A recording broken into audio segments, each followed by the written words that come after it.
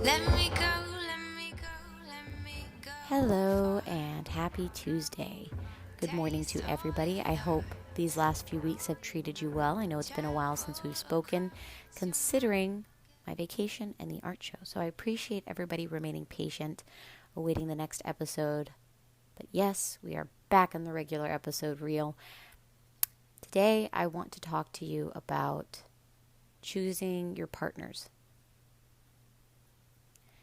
And I'm using it as a short way of saying it, choosing your partners, choosing your girlfriend, choosing your boyfriend, choosing your husband, choosing your wife, choosing your person.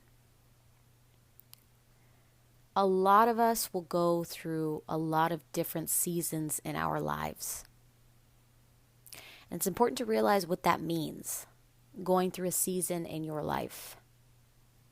You're going to go through a lot of different times in your life where you feel like you need something different than what you've had before. In one season of your life, you might feel like you're not really down for monogamy. And in another season in your life, you may feel like monogamy is the only thing that makes you feel comfortable and safe with a person and with yourself. What's important to realize when you're choosing your partner, that is to realize that, and I can't stress this enough with a lot of people, is to stay patient with yourself. Stay patient with yourself. There is no step-by-step manual in finding the love of your life.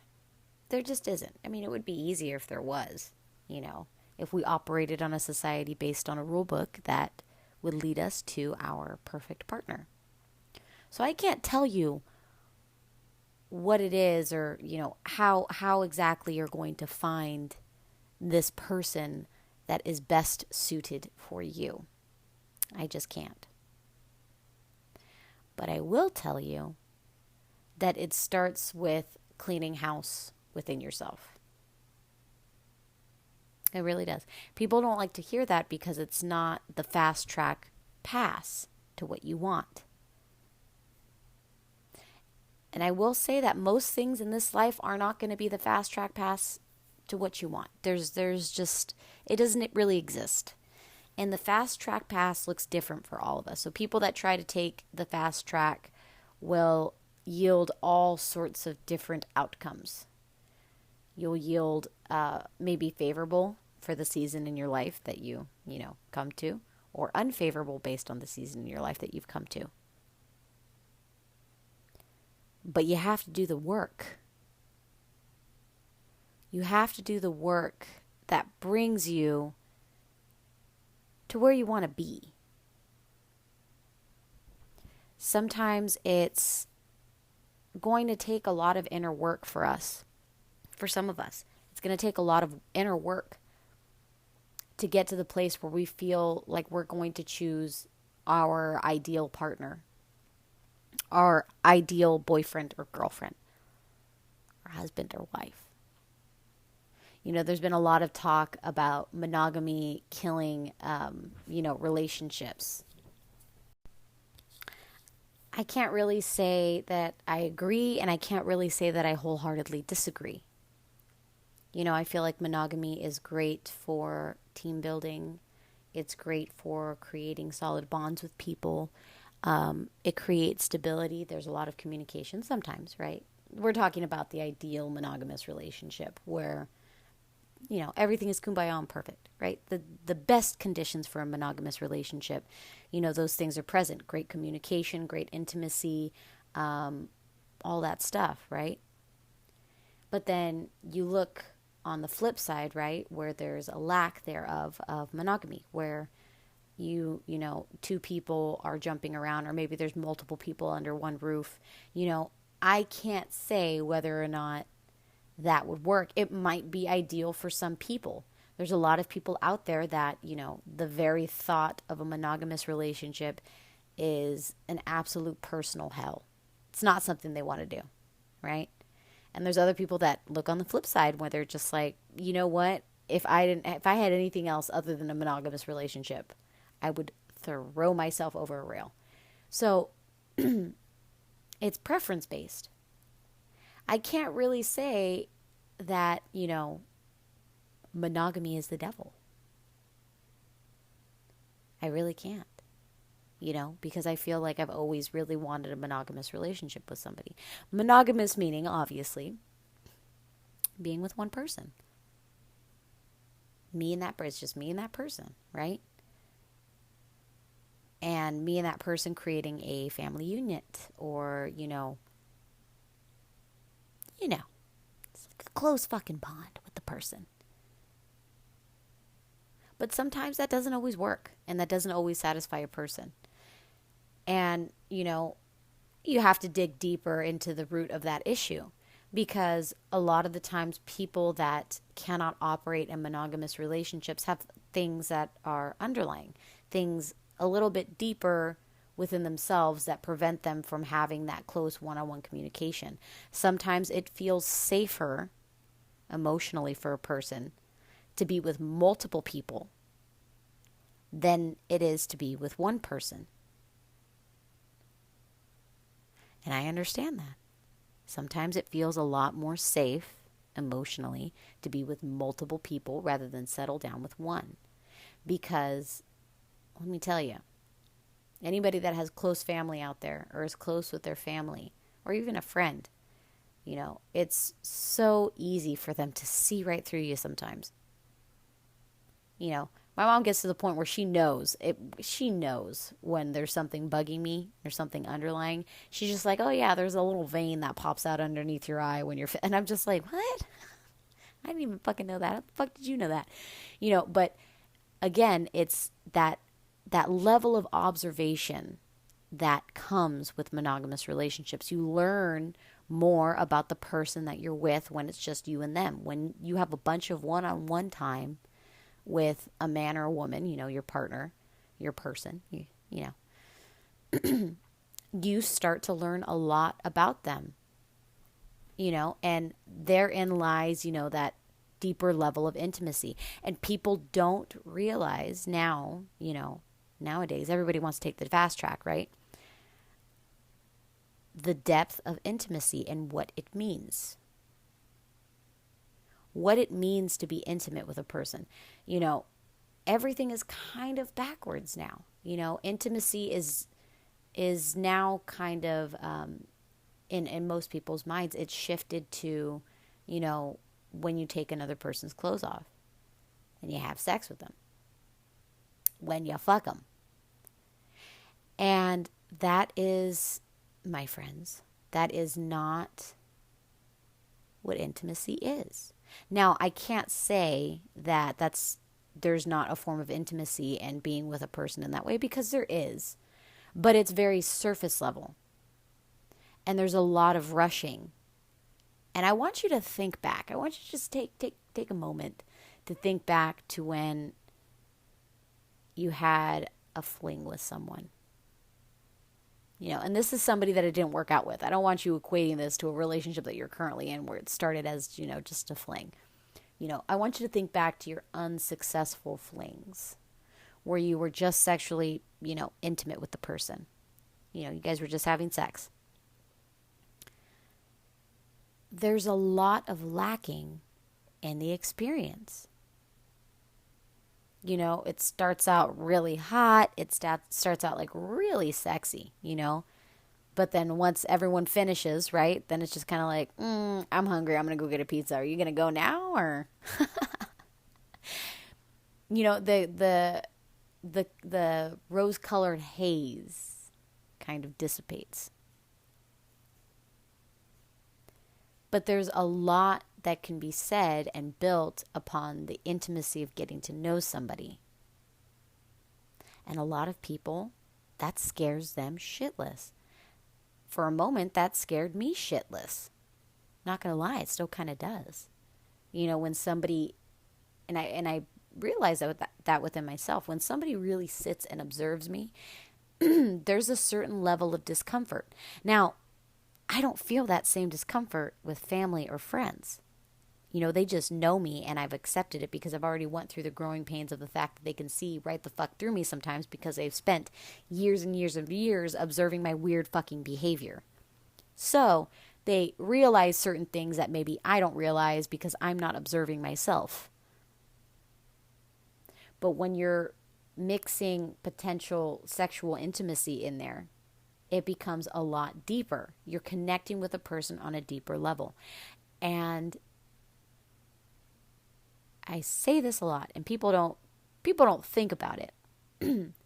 But a relationship with a partner, sexually charged relationship, right? We don't really have sex with our best friends. I mean, sometimes it happens, but I last I checked, I haven't had the urge to have sex with my best friend. I love her and I think she's a gorgeous woman, but that's not where I want to be. But I say this a lot of the times. A relationship is basically a friendship. Except you're having sex. And that's what we forget. It's a friendship. You have to put two and two together. They say that, the best relationships start with a friendship. And it's true. Because you're getting to know the person. You're spending time with them outside of a situation where you just want to fuck them, right?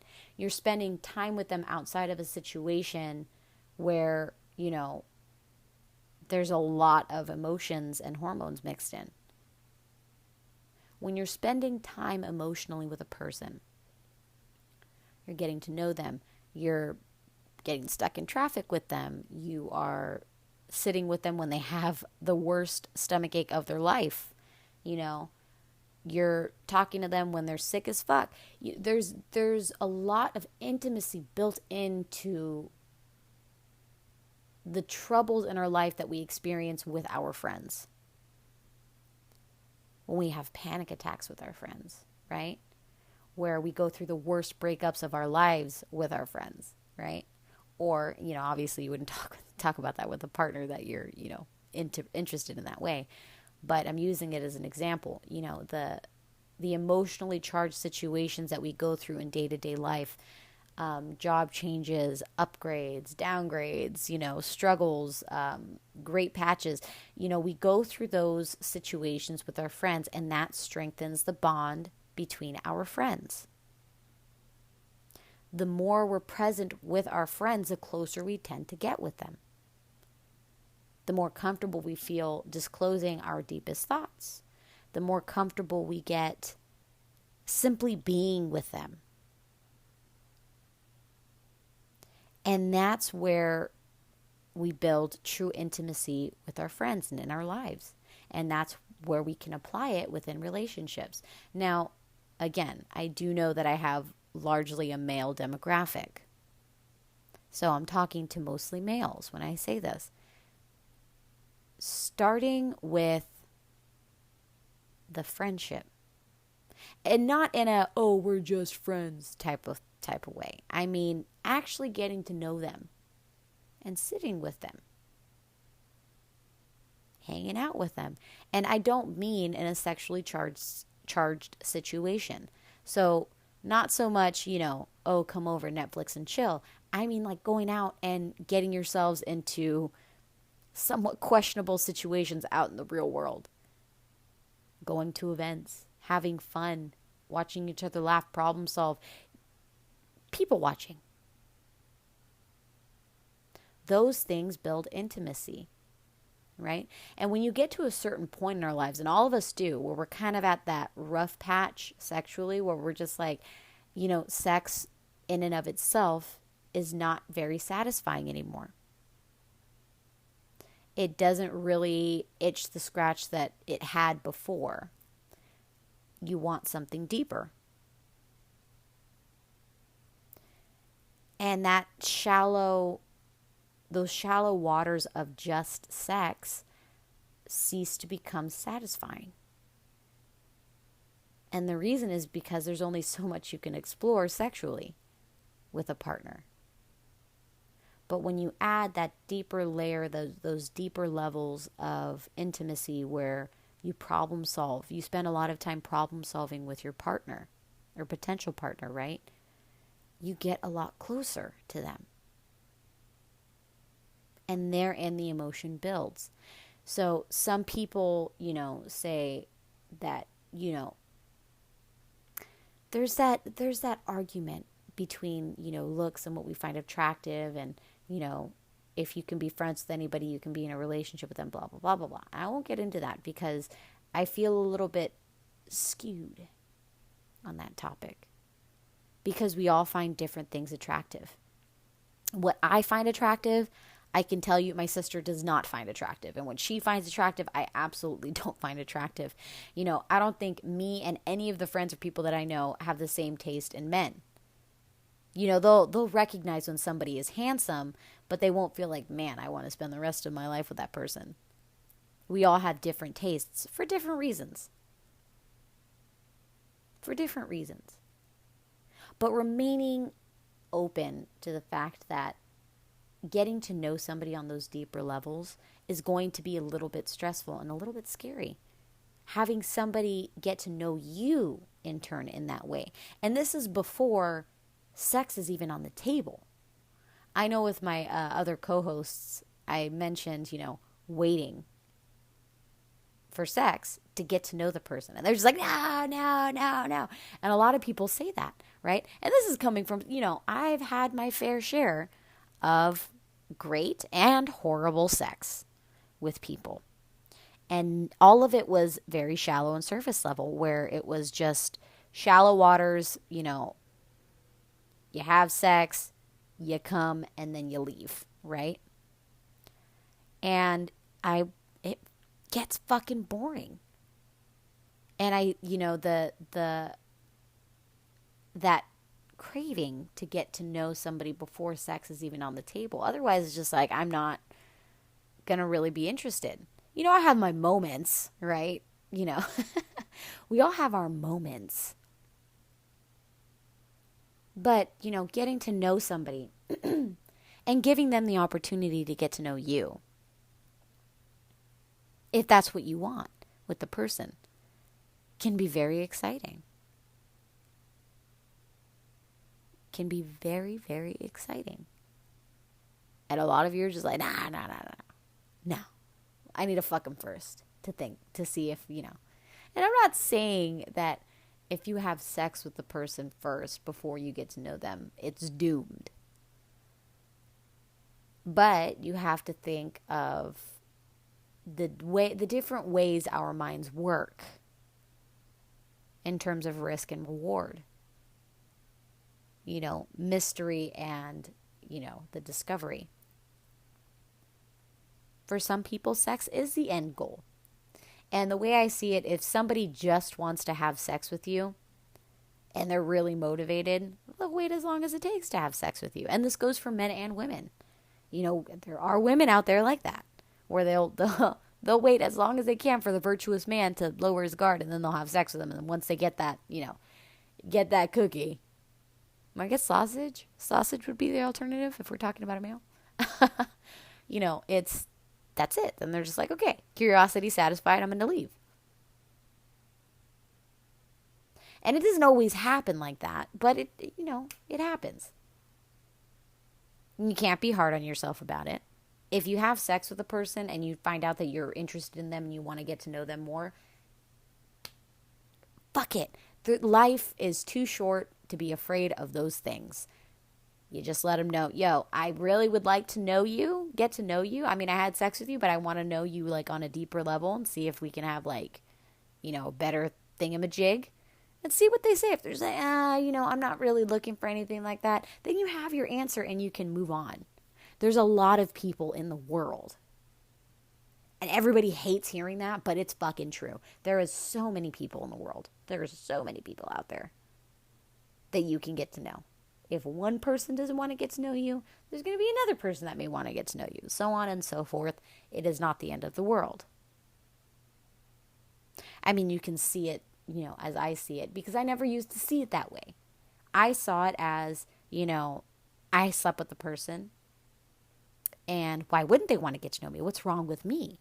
Am I not interesting enough? Am I not beautiful enough? Am I not handsome enough? Right?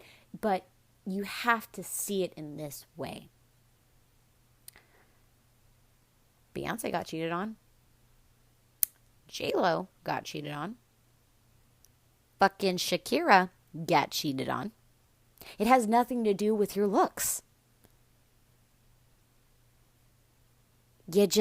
Maybe you just weren't right for the person.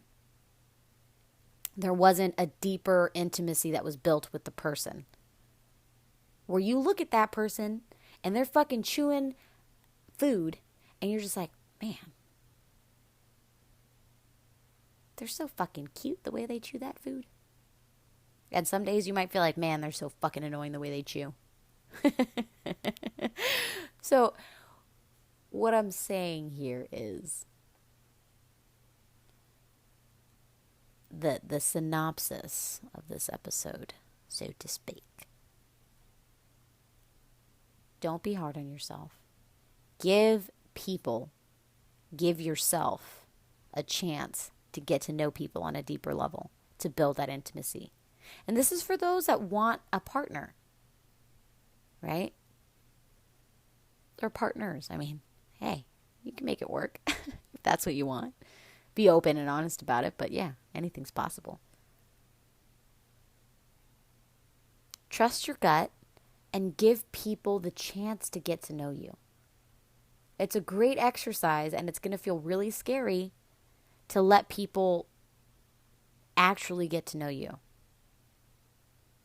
But the end goal is actually worth it, and you grow as a person doing these exercises and letting people get to know you, building intimacy with people, building relationships with people.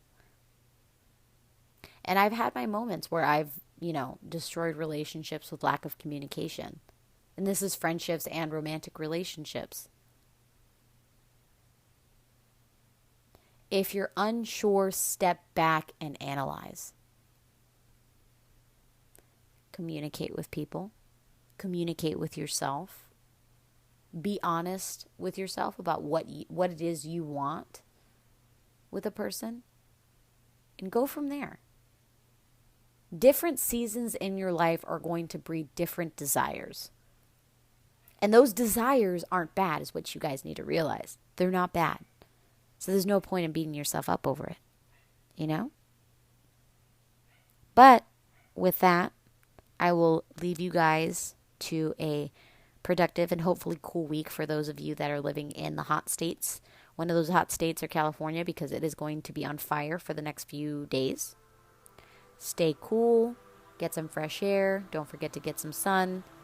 Keep cool. I love you guys. I will see you next Tuesday. Bye-bye. Let me go, let me go, let me go far. Taste all your thoughts. Travel across your mind.